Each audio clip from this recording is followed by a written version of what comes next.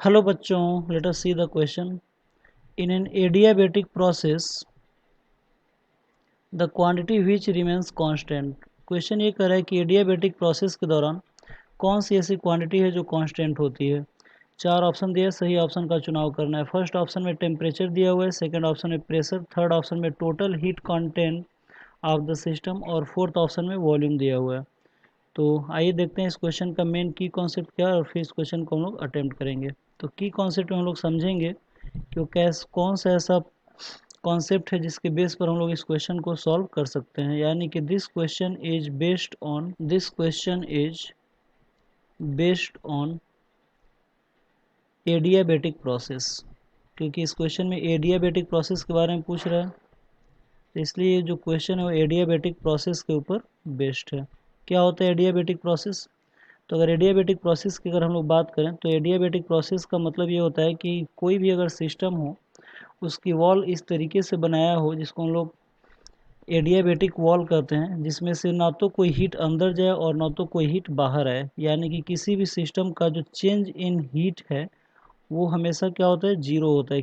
तो उसे हम कहेंगे एडियाबेटिक प्रोसेस है। मतलब किसी प्रोसेस के दौरान अगर हीट का अगर ना तो सराउंडिंग से उस सिस्टम के अंदर ना तो सिस्टम से सराउंडिंग के बाहर अगर कोई हीट नहीं जाता है, कोई हीट एक्सचेंज नहीं होता है, तब हम कहते हैं कि ये जो प्रोसेस है उसे एडियाबेटिक प्रोसेस कहा जाता है।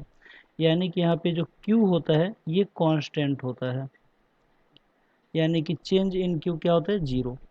तो आइए देखते हैं कि सोल्यूशन वाले पार्ट में कि इस क्वेश्चन को हम लोग कैसे सॉल्व कर सकते हैं। तो कह रहा है कि एडियाबेटिक प्रोसेस के दौरान कौन सा ऐसा क्वांटिटी है जो कांस्टेंट रहेगा। तो आप लोग देख सकते हैं कि पहला टेम्परेचर दिया हुआ है।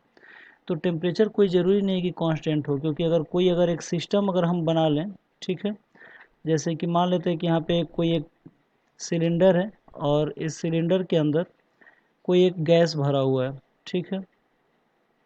तो जब इस सिलेंडर के अंदर अगर हम गैस भर दें और इसका जो वॉल हो वो ऐसा वॉल हो जो एडियाबेटिक वॉल हो, जिसमें से ना तो कोई हीट अंदर जाए ना तो कोई हीट बाहर जाए, और यहाँ पे एक पिस्टन हम लगा सकते हैं।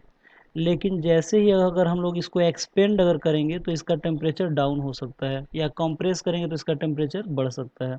यानी कि एडियाबेटिक प्रोसेस के दौरान टेम्परेचर जो होगा वो कांस्टेंट नहीं होगा, ठीक है। दूसरा कह रहा है कि प्रेशर, प्रेशर से भी कोई मतलब नहीं है, क्योंकि अगर हम लोग पिस्टन को अगर अप ले जाएं या डाउन ले जाते हैं, यहाँ पे प्रेशर कम या ज़्यादा इजीली हो सकता है, ठीक है।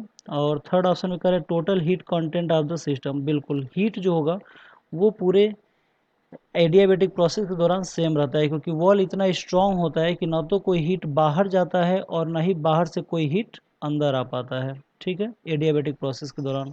और चौथा कह रहा है वॉल्यूम। बिल्कुल वॉल्यूम भी गलत होगा, क्योंकि अगर हम लोग इस पिस्टन को अगर अप एंड डाउन ले जाएंगे तो वॉल्यूम में भी बदलाव आ सकता है। यानी कि इन adiabatic process heat of the system remains constant. किसी भी सिस्टम का जो हीट है वो हमेशा कांस्टेंट होता है। तो आप लोग समझ गए होंगे कि कौन सा ऑप्शन सही है। निश्चित रूप से जो थर्ड ऑप्शन है total heat content of the system, ये चेंज नहीं होता है, ये इसकी वैल्यू हमेशा कांस्टेंट होती है एडियाबेटिक प्रोसेस के दौरान। यानी कि इस क्वेश्चन का यही आंसर होगा, थर्ड ऑप्शन। तो आई होप आप लोगों को ये क्वेश्चन समझ में आया होगा। Thank you very much, good luck.